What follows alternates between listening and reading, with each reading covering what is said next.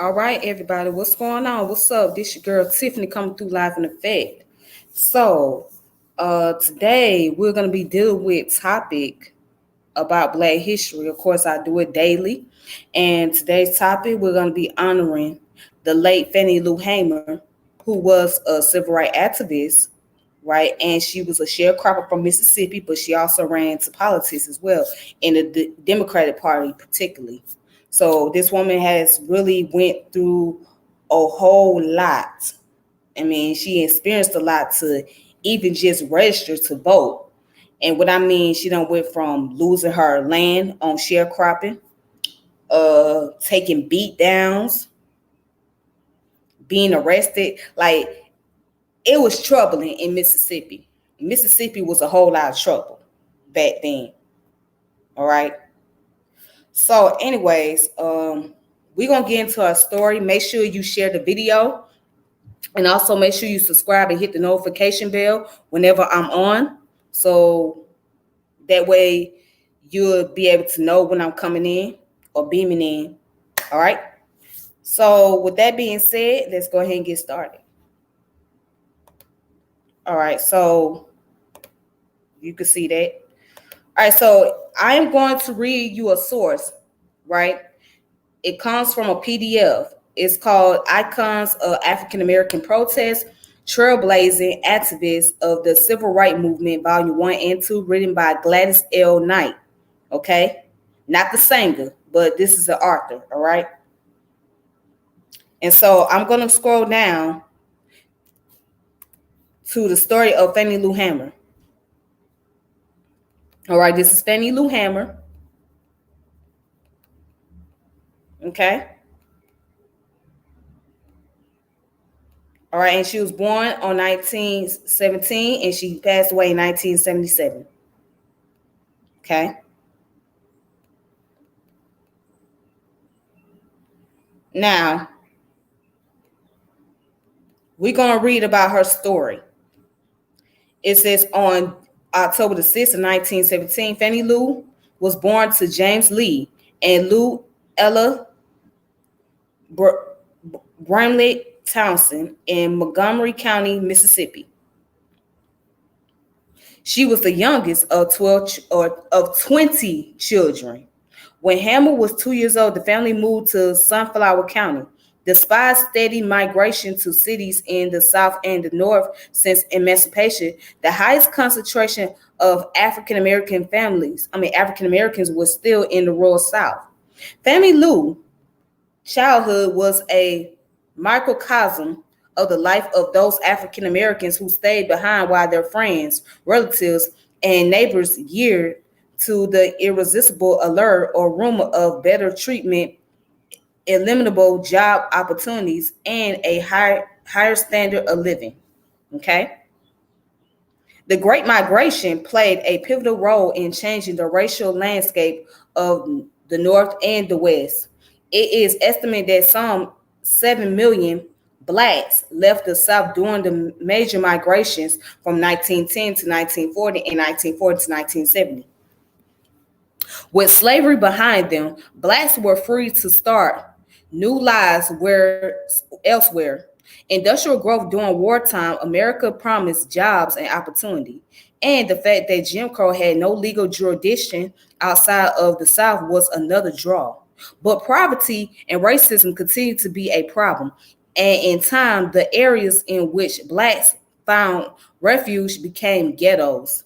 Both urban and rural Black communities were fraught with troubles. All right. So real quick, let's look at the Great Migration. And one day I am going to focus on that topic about the Great Migration. But the reason why there were so many Blacks that left the South because they sought the opportunity to go up north or even go to the West Coast to find better jobs and better living condition, all right, than what they had endured in the South. All right. And they won't encounter as much prejudice or racism. Now, there was still racism happening in other places, but it wasn't as bad as it was in the South. However, Fannie Lou Hamer was one of those who did not get that opportunity to travel up north because she was living on the plantation and worked on the plantation, which was the sharecropping. Yeah, so when she did her sharecropping, when she did her sharecropping is where the plantation was. So right down there in Mississippi. So yeah, you still had black people on the landfill picking up crops and stuff like that. And she happened to be one of them. All right, so let's go back to her story.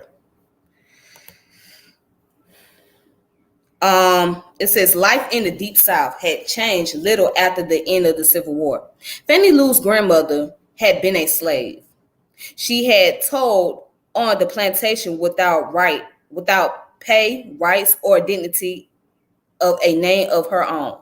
As she was traded or sold from plantation to plantation, her surname switched to that of her slave master. Even her body was not her own. She bore 20 children. Okay?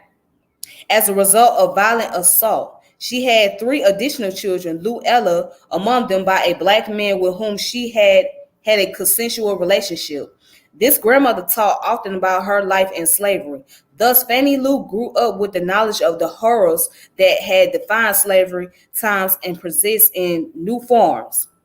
Civil rights laws were virtually non-existent, and sharecropping had become the new slavery. 2 generations after the Civil War, African Americans were the most despised and victimized people in the country, ranking below poor whites and immigrant population. Then let's continue on. It says, like most rural blacks, the Townsend sharecrop, like their ancestors before them, they toiled under the sun picking cottons, a major staple since slavery for white landowners.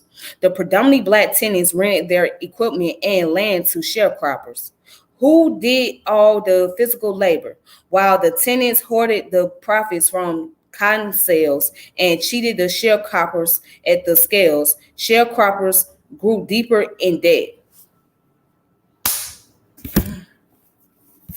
All right.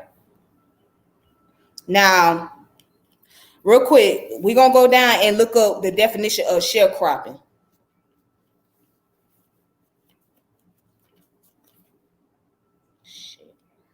All right.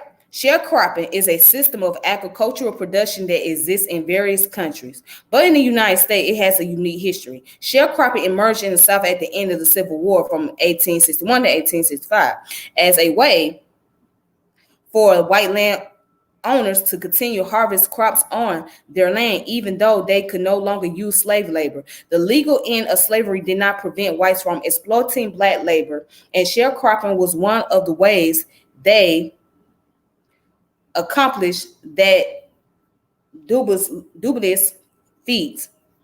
The many whites, but mostly blacks, worked in the South as sharecroppers. There was little else for them to do since they did not have the education or skills to apply for other jobs. Moreover, the South is largely an agricultural region, and there were few, if any, opportunities in other fields for whites or blacks to pursue in late 19th and early 20th centuries. The North, with its rapidly growing cities, presented far greater opportunity for careers in industry and other businesses. But for blacks, the color of their skin often barred them from professional careers in the North and from land ownership in the South. Thus, the old racial structure of white supremacy and black inferiority was maintained. All right. And then I'm going to skip down a little bit. It says, generally, sharecropping was not a lucrative way to make a living, and it perpetrated an endless cycle of poverty for blacks and provided little, if any, opportunity for economic advancement. Along with economic hardship, blacks were relegated to second-class status in other areas. Few were able to exercise their rights to vote due to discriminatory laws and practices and intimidation. The Ku Klux Klan maintained black submission through terror, intimidation, and violence. It was for reasons such as these that blacks migrated to the North. Yes, the Ku Klux Klan was very heavy in the South back then.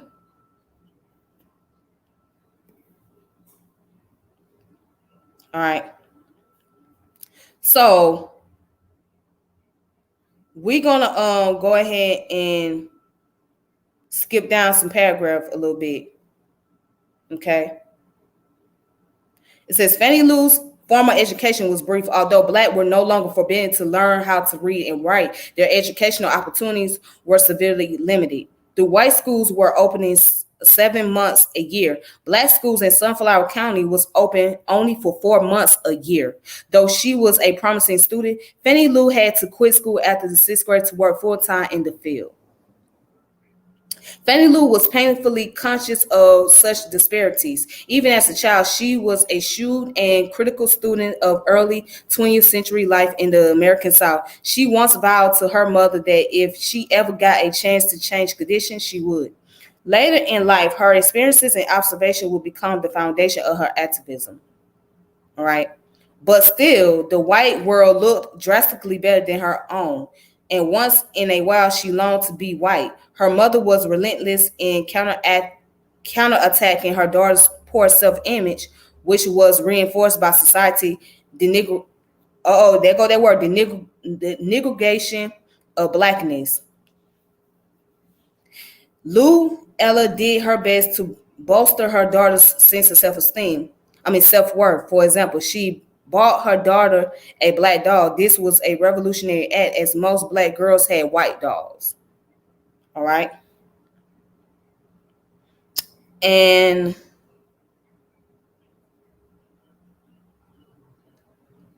let's go down. Okay, it says Lou Ella's fearlessness made an impression on Fannie. When a white boy called Fannie a dirty nigger, proceeded to tell her that she was not allowed to play with her white friend, she pelted him with her fist. Joe Poolman was another African American who resisted white suppression. Fannie Lou would never forget his mythic ending when it was found out that Joe had kept the money a landowner had given him because the landowner owed him money. Rather than use it to pay for workers he was supposed to recruit, a white mob came after him. Joe collected as much ammo as he could carry and hiding inside a hollow tree, engaged the mob in a shootout. He killed more than a dozen men and wounded 26 others before he was chased out of his hiding spot by fire. Eventually, he was dragged from a car and killed. His mutilated body was paraded throughout the Black community, and his ears were displayed in a store window. In the South, Black resistance often had tragic and brutal consequences. All right. So then it goes down to talk about her life, her personal life. In 1944, Fannie Lou and a mature woman of 32 married Perry Hamer, commonly known as Pop. Pop was a sharecropper with a daughter. That same year, Fannie Lou and Pop moved into W.D. Marlowe's plantation, where they worked for several years. For the first time ever, Fannie Lou left home, leaving behind her widowed and disabled mother. Lou Ella had sustained a serious eye injury during a field accident after her husband's death in 1939. Because there was no adequate medical care for Blacks, her condition had worsened until she went blind in both eyes. Like most African American women in the early 20th century, Fannie Lou Hamer was not a stay-at-home wife. Hamer worked shoulder to shoulder in the field with her husband. They did most everything together. In their free time, they fished and managed the juke joint that had belonged to her father, prepared and sold bootleg liquor, and went to church for worship or special functions. Hamer also briefly sold insurance to African Americans in her community. For all they're told, the Hamers were no better off than her parents had been. Their home were not their own. They had no running water or other modern convenience like toilet. By comparison, in the Marlowe house, even the family pet had a toilet. Ooh. But Hammer shared what little she had with her aging mother, who came to live with her in 1951. Fannie Lou cared for her until her death in 1961. Despite their meager resources, Fannie Lou set out to bring about change for others, just as she promised her mother she would during her adolescence. In 1954, the impoverished family adopted two young girls, one 9 and one only 5 months, who had been burned in a fire. All right. So, and it says in 1961, the year her mother died, Fannie Lou was the victim of a Fannie Lou was a victim of a tragedy that afflicted many African American women. Crime, which usually went unpunished against African American, were often based on gender. Whereas African American males were commonly lynched, African American women were raped. A more insidious crime against Black women involved eugenic laws established in the early 1900s that legalized involuntary sterilization. A farmer was an unsuspecting victim of sterilization when she went to a hospital to have a cyst removed from her stomach. Hamer relied on her faith to get her through that traumatic experience. As always, through her difficult life, she kept hoping and praying for change. Her prayers were answered the following year. All right. Whew. Now, reading that part, let's talk about sterilization with Black women. Yes, they did a lot of that in the South.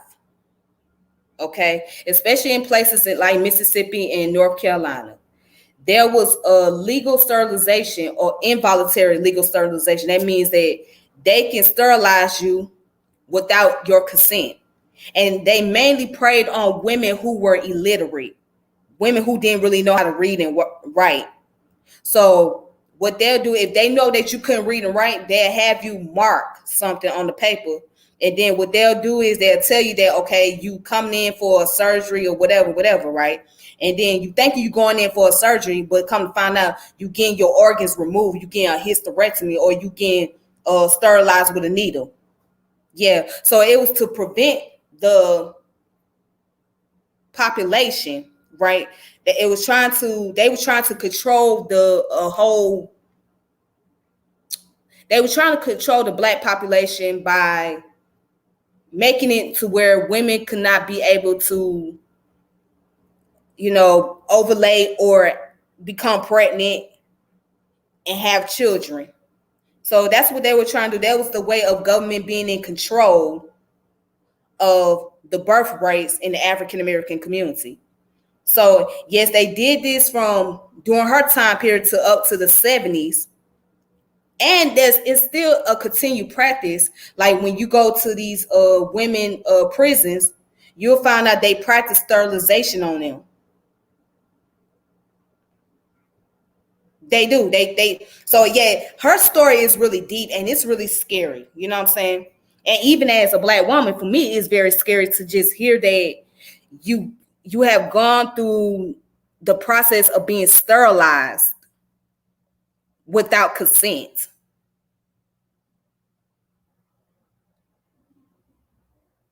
That's a scary thing because there's no telling what could have happened. That woman's life could have been taken away from her. You know what I'm saying?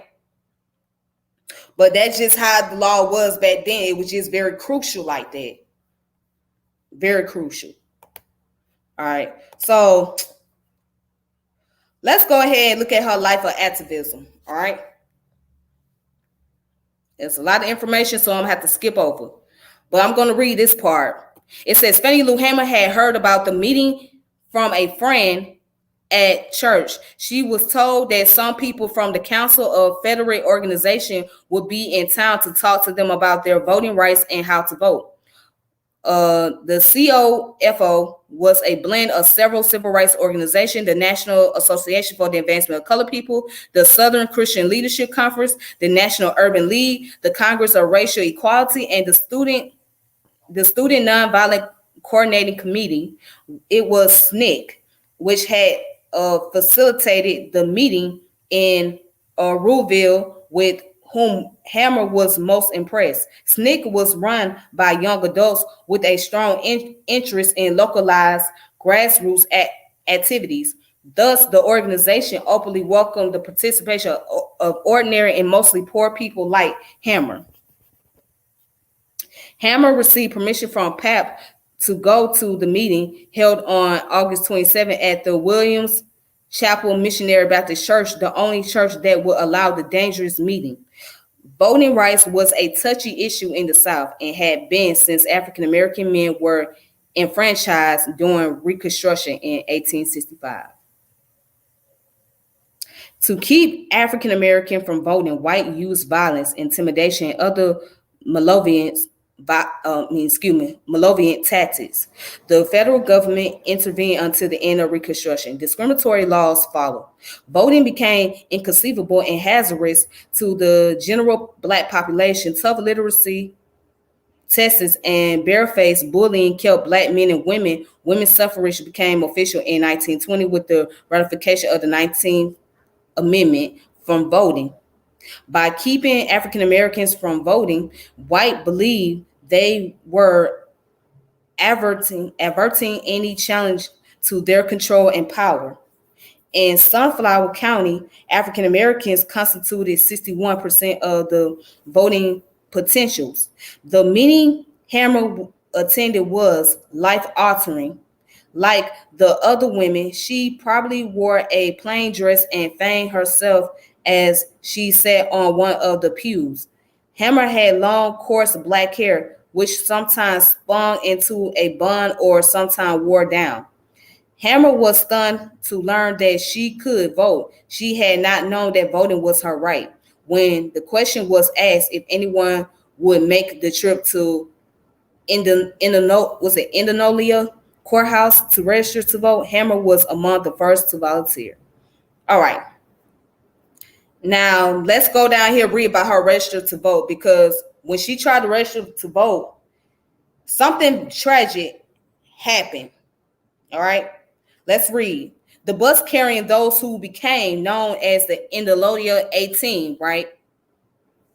The brave individuals who were going to register to vote for the first time was met by a group of descending whites at the courthouse on August 31st. They probably thought their presence alone would cause the bus to turn back. Historically, white mobs meted out beatings and even death to African Americans. Historically, white mobs meted out beatings and even death to African Americans. And I read that twice for a reason. But there was no turning back for this group. This 18, Fannie Lou Hamer among them, managed to get through the crowd and enter the courthouse. But there they encountered more obstacles. They all had to provide personal information, which of course could be used against them by the White Citizen Council. They also had to take an excruciating literacy test. Hamer did not pass the test.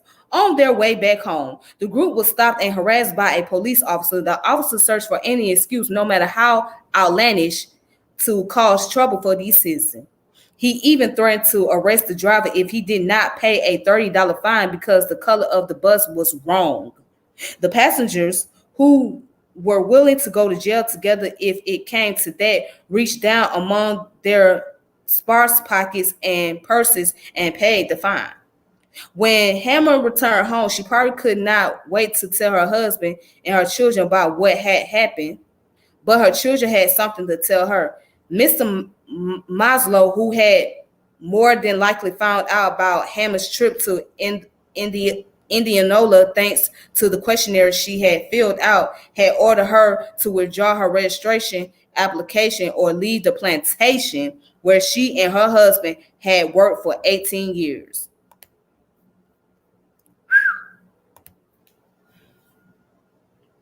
So, because the person, the plantation that she was staying on, right? The owner found out she had registered to vote. He basically told, look, you either gonna withdraw from that or you're gonna have to get up out of here. And basically, of course, she wasn't gonna withdraw from it because that's her rights. So they had to leave. Mm. All right, so I'm gonna try to let me read down here. See, Hammer refused to withdraw her application, and she told Mr. Maslow so when he came down to see her to get her answer, this was more than likely the first time Hammer ever stood up to Mr. Malazzo to his face. The events that followed her defiance to Mr. Malazzo's order were like a terrifying nightmare. Hammer was forced to leave her family and move in with her friend, Mrs. Tucker, one of a number of individuals who offered refuge to people who were abruptly put out of their homes. Others supplied the jobless activists with food, but Hammer's life was in danger, and providing protection was not easily done as sharing a meal or providing shelter. Less than 2 weeks after Hammer's daring registration attempt, shots were fired at Mrs. Tucker's. Pap feared for his wife's safety, and Fannie Lou and her two girls moved temporarily to Tallahatchie. Hammer and the girls returned to Rouville just 2 months later, and Fannie Lou resumed her involvements with the SNCC. Her first step was leadership training conference at Fisk University in Nashville, Tennessee. That winter, she emerged as a leader in her own community. Officially, she was a field secretary at large for COFO, canvassing men and women for the voter registration campaign. All right. So let's skip down a bit with this paragraph right here. All right.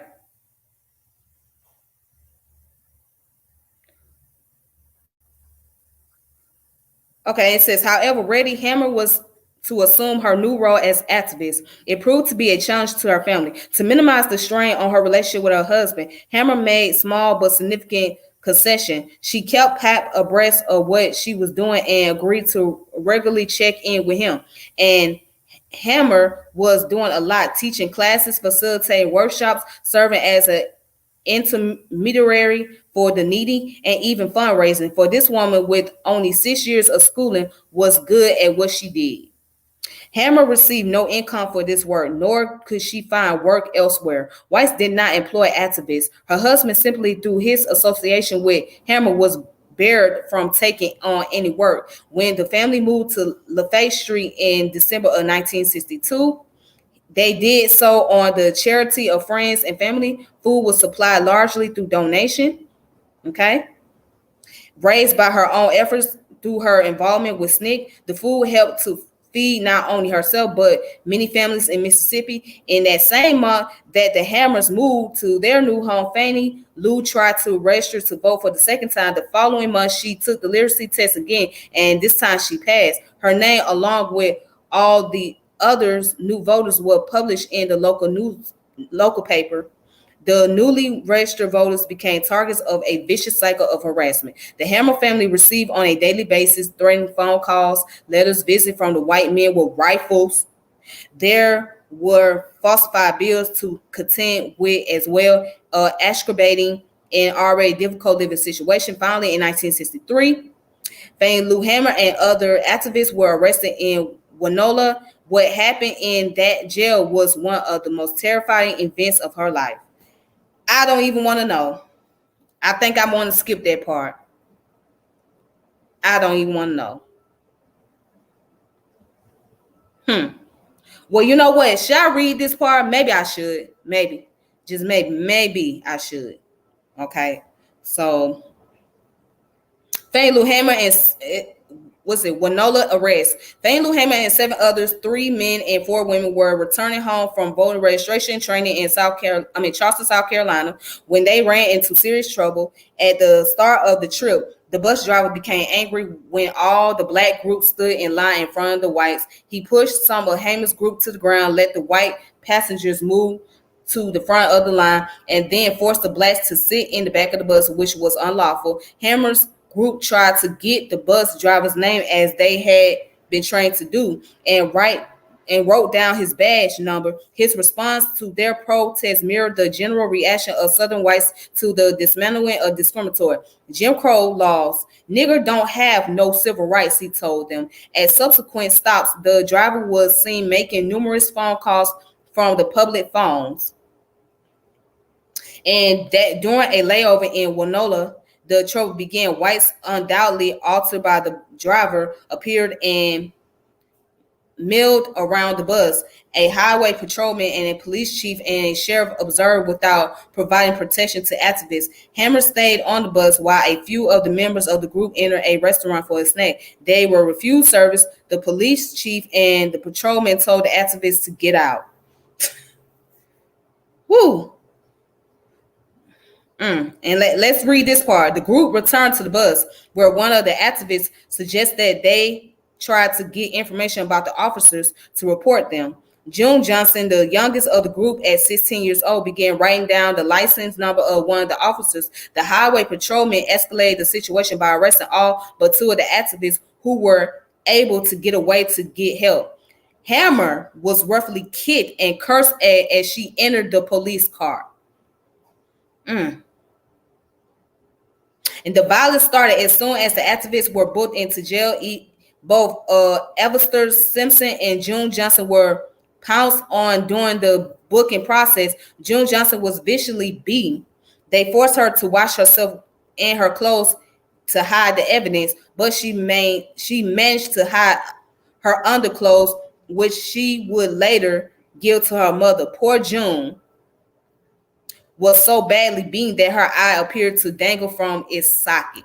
The women who saw her were horrified. This sight and the cries of pain from others as they were being one by police officers would terrorize Hamer for the rest of her life. Oh my goodness. Whew, that was hard to read. That was very hard to read. Okay. That was very hard to read right there. Now, I'm going to stop right there, and then I'm going to another source because I don't want to spend too much time on that particular book. But just to show you, just to give you the outline of what this woman had to go through just so she can earn the right to vote. This is what her and the people that was a part of the SNCC organization and other organization in Mississippi had to endure. Beat downs, deaths, getting kicked off their own property, jail time. People don't seem to understand that shit. And people want to know why we carry on such an epigenetics or post-traumatic stress disorder. Because we carry on those burdens. See, now this have not been so long ago. This was what? Around the 1960s. Let's see. This is 2020, right? So this took place 59 years ago. 59 years ago. That has not been that long ago. That has not been that long ago. 59 years. That's nothing. No, it happened in 1961. So 1961 and the year is 2020. That's 59 years ago.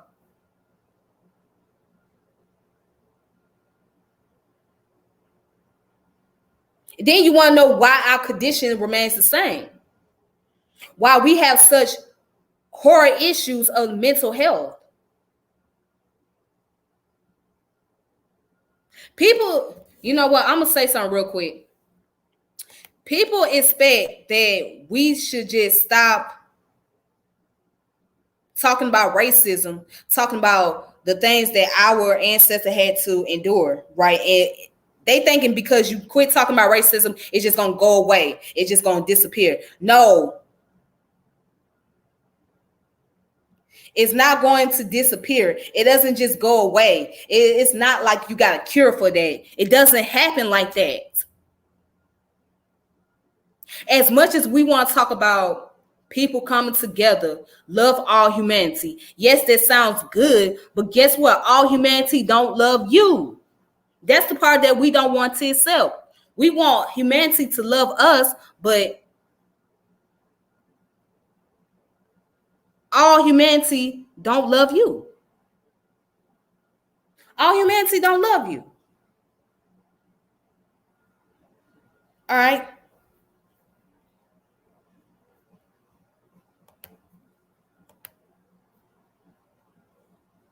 Okay, then. So, real quick, if you guys want to look up the information, I hope you guys can see my screen. All right. So, if you guys want to read more information from this book, the title of the book is called Icons of African American Protest, Trailblazing Activists of the Civil Rights Movement, Volume 1 and 2, Gladys L. Knight. Check it out for yourself.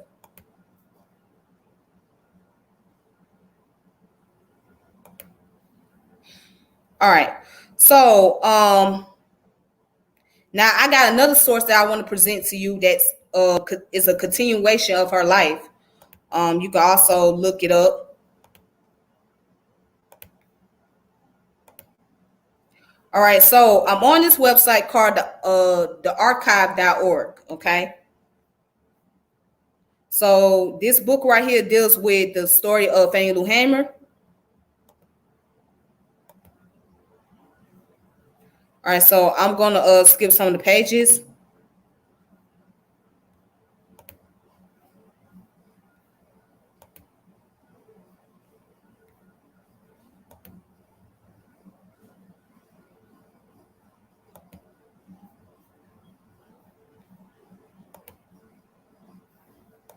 All right.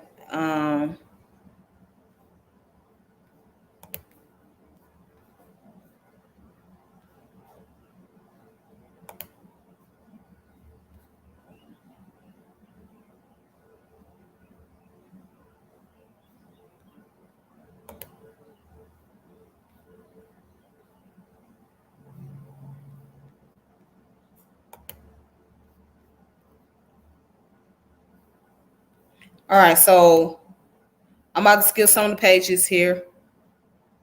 Okay, because some of the stuff I already read before. All right, as you can see right there, that's Stokely Carmichael. Okay, that's Stokely Carmichael.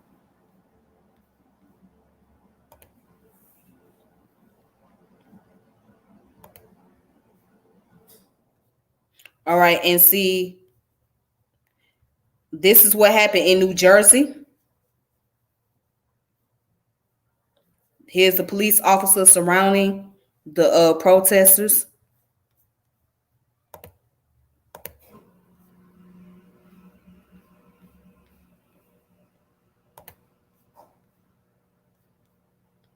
All right, so, and it says in 1964, the United States was getting ready to elect a president. Fannie Lou and her fellow civil rights workers wanted as many African Americans as possible to register and vote, but they knew that it would not be possible to reach everyone. And they knew that most African Americans who tried to register to vote would not be allowed to.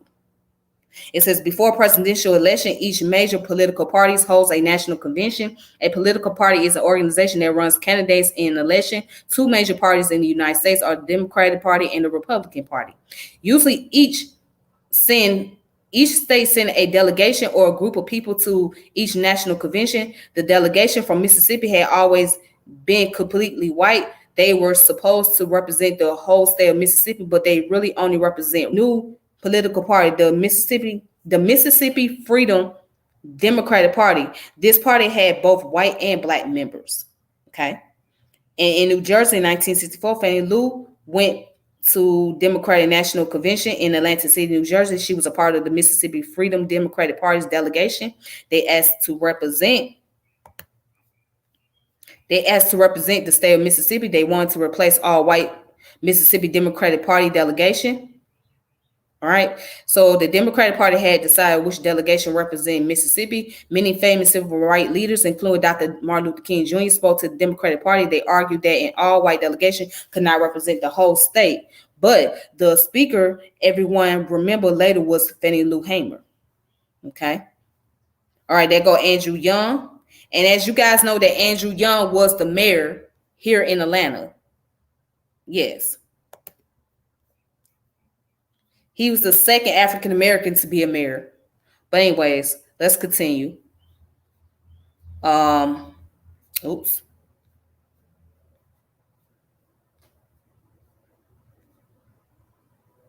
All right, so it says continue to fight. After the convention, Fannie Lou went home to Mississippi. She was sad and angry that her party had not been allowed to represent Mississippi, but she was still determined to gain voting rights for African Americans. She even ran for Congress that fall. She was the candidate of the Mississippi Freedom Democratic Party. She did not win, but more than 30,000 people voted for her. 4 years later, in 1968, another presidential election took place. Fannie Lou went to a Democratic Party convention in Chicago, but this time the convention allowed her party to represent Mississippi. They sent all white Mississippi delegation home. Everybody at the convention stood up and applauded when Fannie Lou took her seat. She had won a big battle for African Americans in Mississippi and around the country. All right. Now, it talks about her legacy. Again, that's her. And she's speaking to a crowd at the Civil Rights Rally in 1965. All right, it says, by the late 1960s, Fannie Lou was in poor health. She had never really recovered from her difficult childhood and from having polio. She also never fully recovered from being beaten by the police in 1963. Fannie Lou was often tired and ill, but she continued to fight for rights for African Americans. She wanted younger African Americans to have an easier life than she had. She often said she was sick and tired of being sick and tired. A sad year. Although Fannie Lou had won a big battle for African Americans, she knew that a lot more change was needed in 1967. A sad event in her own life reminded her of this need and what took place. In the spring of 1967, Fannie Lou's daughter Dorothy became sick. Fannie Lou took her to the local hospital, but they refused to treat her because she was Black. Fannie Lou started to drive her to a hospital in Memphis, Tennessee, which was 127 miles away.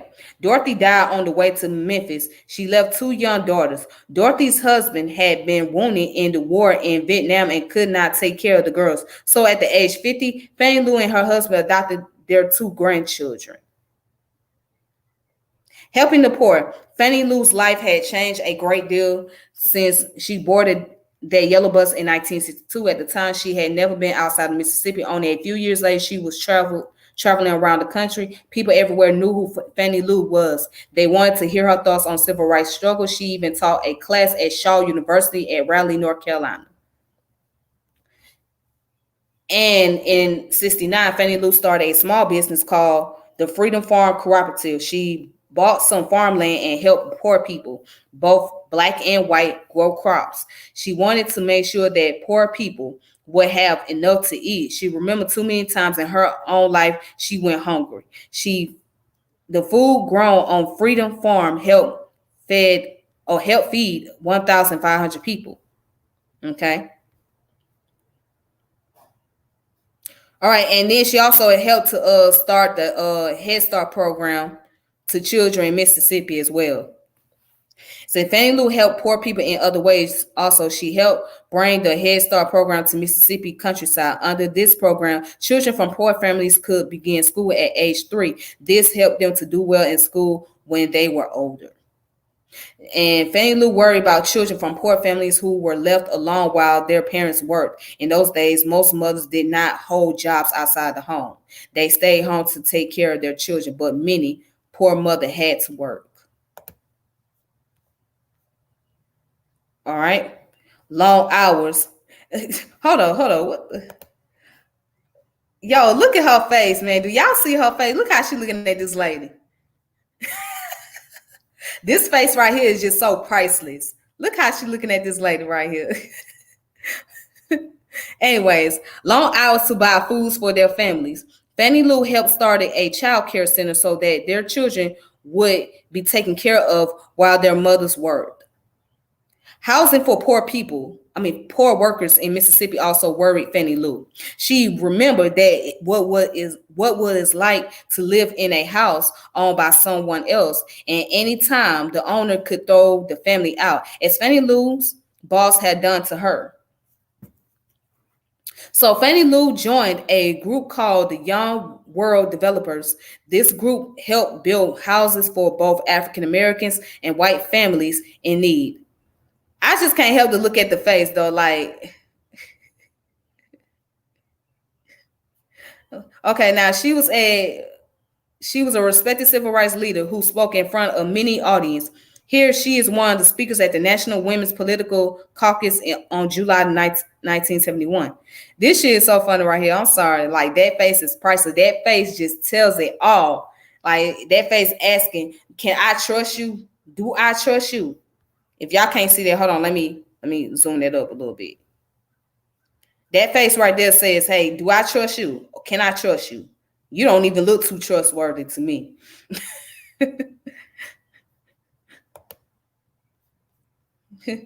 Oh, boy. Okay. All right, let me go ahead and continue. I'm tripping.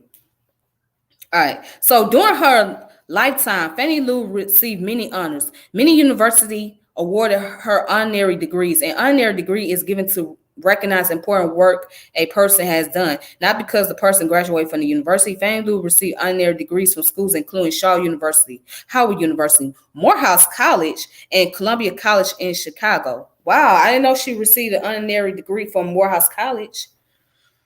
Cool.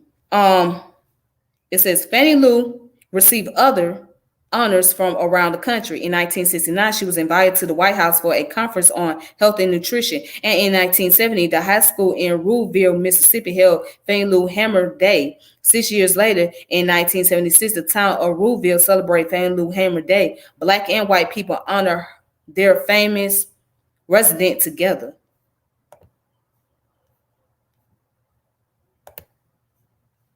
All right. And Lord have mercy. Sadly, this is her grave tomb right here. She was buried in Ruleville, Mississippi. Hold on, let me.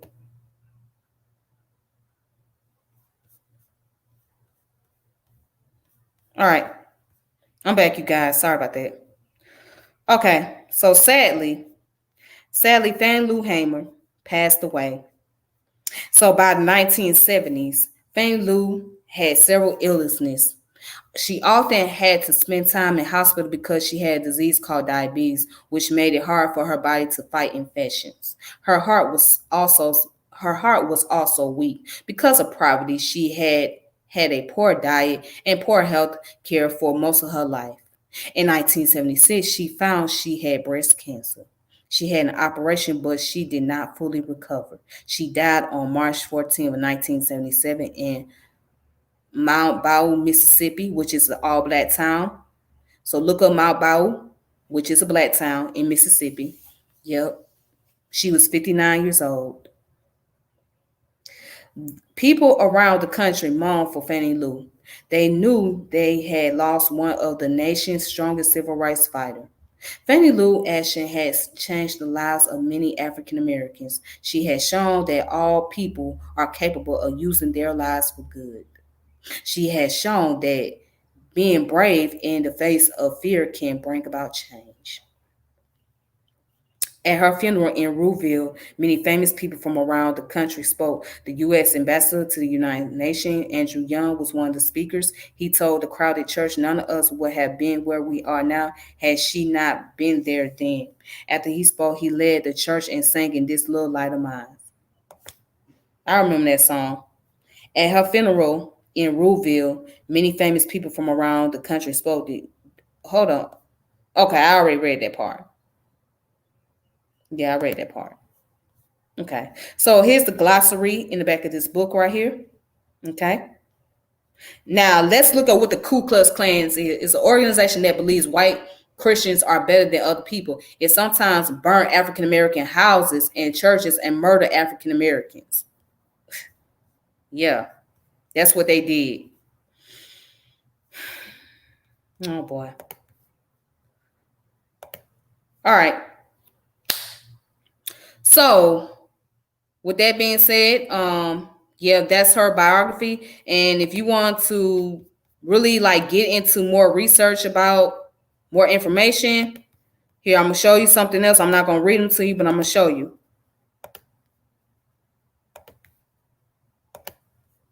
All right, so right here, here's an article you can look up.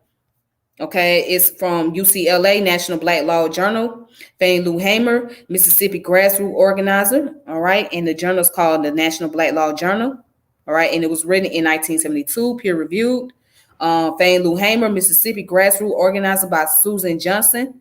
So there's a lot more information you can look up right there.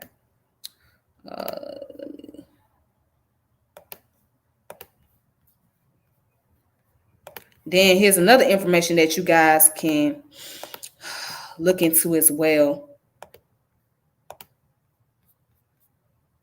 Okay, so right here, it's come from Sage publication. It's called Fannie Lou Hamer, the unquenchable spirit of the civil rights movement. Janice D. Hamlin, right? And it was written in a Journal of Black Studies.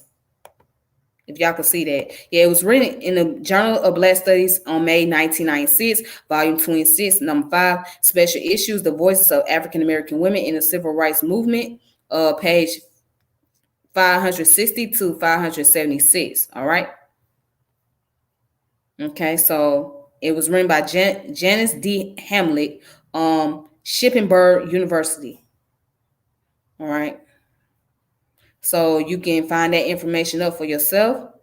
Okay, just go on jaster.org and you can look this up if it's needed or necessary. If you want to teach somebody, if you want to, help a student out with their homework assignment or whatever, just give them this information, this website. So yeah, you can find all kinds of sources on here. All right. Okay.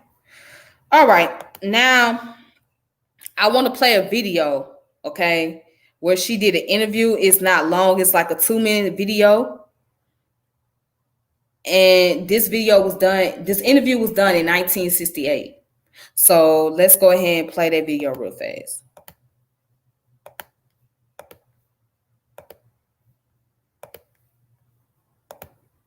Okay.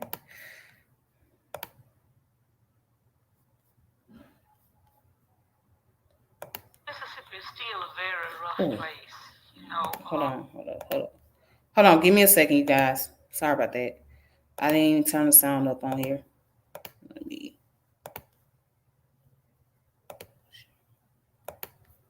Okay.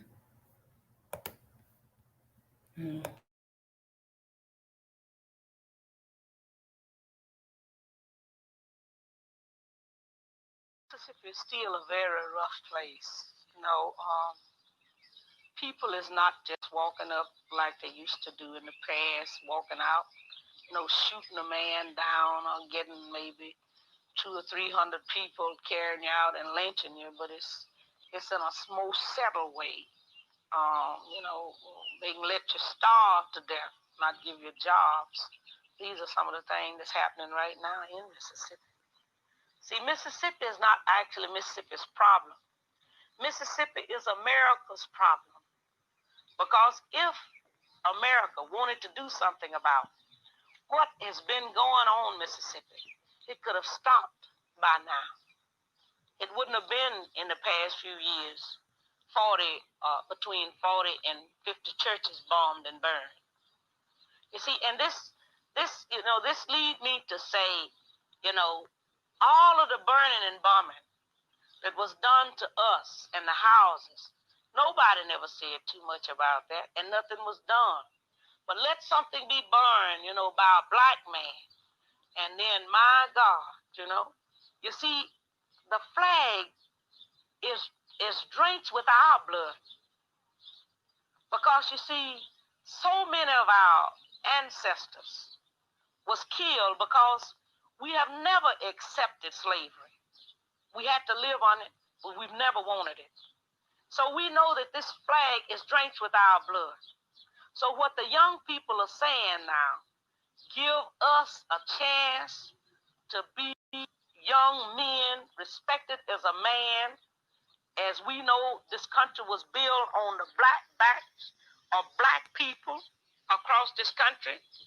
And if we don't have it, you ain't gonna have it either, because we gonna tear it up. That's what they're saying. And people ought to understand that. I don't see why they don't understand that. They know what they've done to us. All across this country, they know what they've done to us.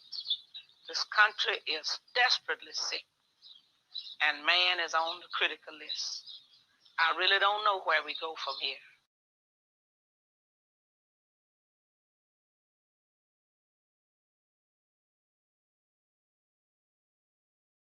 Yep, that was the interview that she did in 1968. And, the statement that she made in that video is still relevant to this day. To this day. Now, this woman been gone for about 47 years. Okay? She been gone for about 47 years, almost 50 years. Okay? And she did this interview in 68. So it still have relevant points. All right.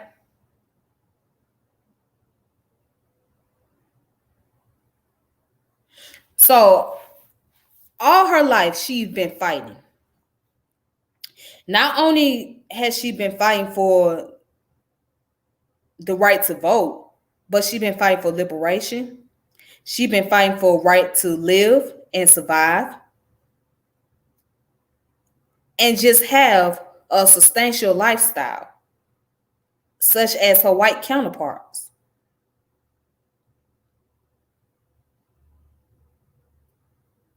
Now, after reading her story,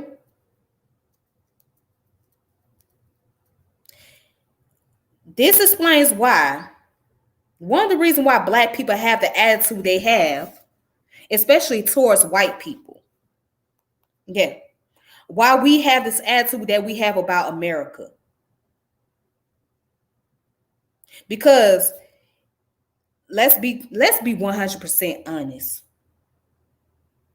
And since I'm on this topic, let's talk about that whole presidential debate that took place. Okay?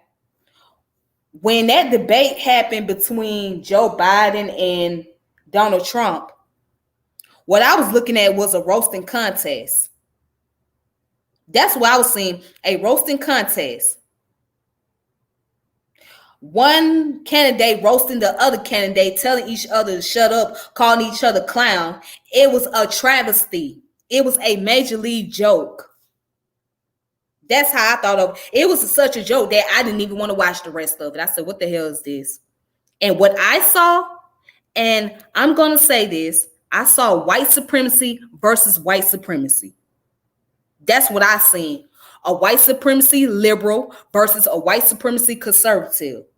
Yep, I'm going to say it again. A white supremacy liberal versus a white supremacy conservative. Birds of the feather flock together. Birds of a feather flock together. That's how I saw it. And my people would tell you, no matter who you vote for, whether it be somebody from the Democratic Party, whether it be somebody from the Republican Party, it don't matter who you vote for. Our condition never really changed. And we're the last people to get the attention that we deserve. We're the last people to get our voices heard. So the white liberals, they're going to get what is given to them first.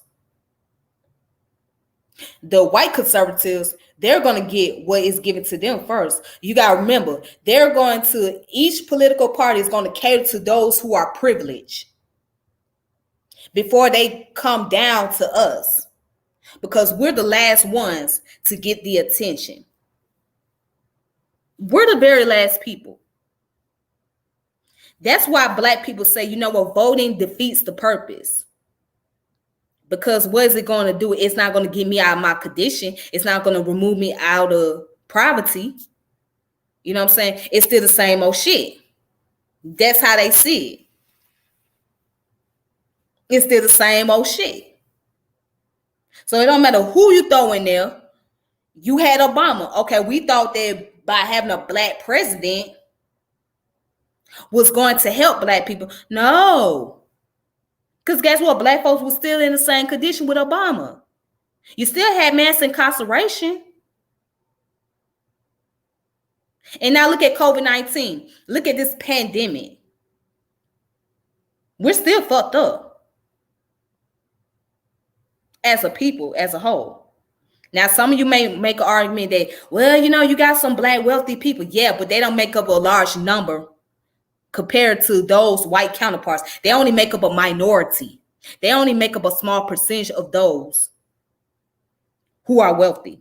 And then you want to be technically honest. There are those of them that are not really wealthy, like we think.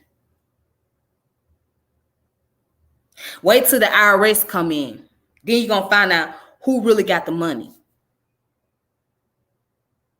But yeah, those black celebrities or those black millionaires or billionaires, they only make up a very, very, very, very, very, very small percentage of those who are wealthy in our community. Because the mass majority of us are poor or that lives below an income mean, whether it be the state income, median income, or whether it be the federal median income, right? There are those of us who are either in the working class or absolutely poor. That's that. And that's the reality.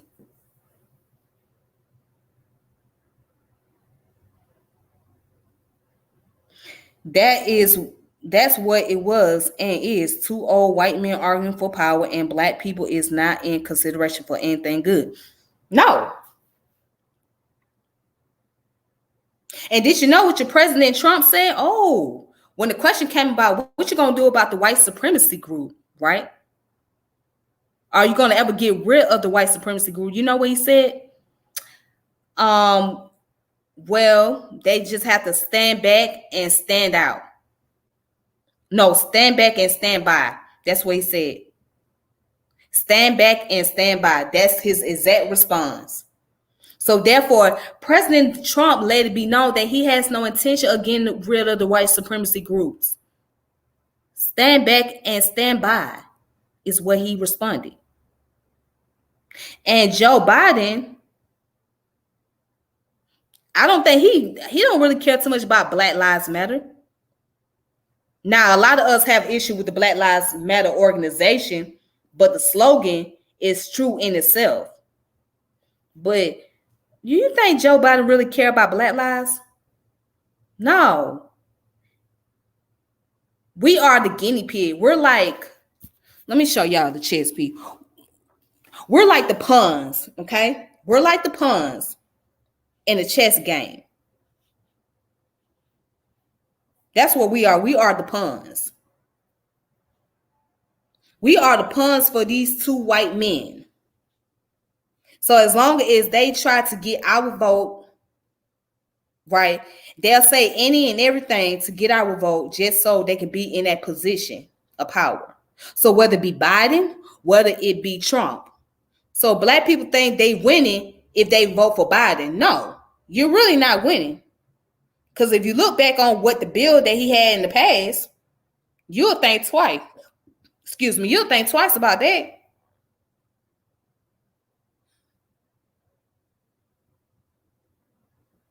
I mean, and yeah, Trump did a little something. He did a little something here and there, but we can't give Trump too much credit because Trump is who he is.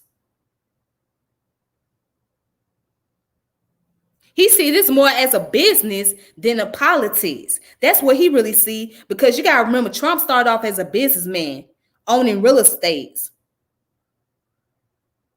Okay? He doesn't know enough about politics. So he operates from a business mindset versus a political mindset.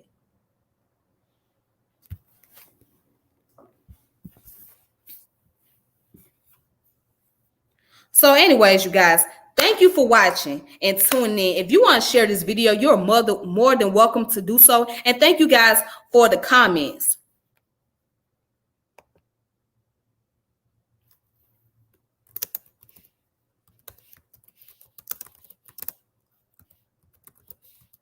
Thank you guys for the comments. I really appreciate that a lot.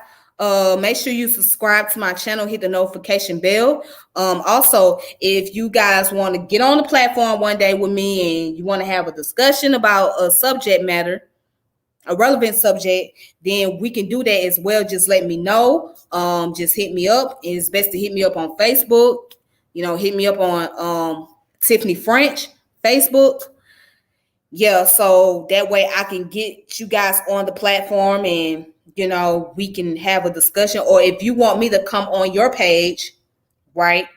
And if you got a little show that you want to do, please reach out to me and let me know. So that way I can try to configure time on the schedule to get on other people's platform, or, try to interact with people and try to help build network, because to be honest, I have such a tight schedule. Okay. So that's why you see me doing videos in the afternoon or doing at late at night, because I'm working during the day. So it'll be best to catch me in the afternoon or catch me at the 11 p.m. Eastern time. Okay. So yeah, that's the best time to catch me. So anyways, though, but I appreciate you guys, and I'm glad that you guys had the opportunity to watch this video and enjoy it. And I thank you all for watching. Thank you for being very supportive. Thank you for subscribing to my channel. Thank you. So that's all I'm here to do, is just present sources and information, and you guys will be able to go look up for yourself, and be able to just walk through and have a discussion about it, and, be able to talk about it and stuff like that. So that's all I want to do. Just really share a lot of information. That's my passion. That's where I stand. Somebody put, Biden didn't denounce Antifa, neither denounce their white supremacist supporter. I'm not surprised. I'm not surprised that Biden didn't denounce that organization. I don't even know enough about Antifa, but it sounds like to me Antifa is another white supremacy group. So yeah, but I'm not surprised. I mean, because if you look at his history going back to the mass incarceration bill that he did with Bill Clinton, right? And then what he said to Charlemagne the donkey, and how he got on there saying that black people don't vote, then they're not black.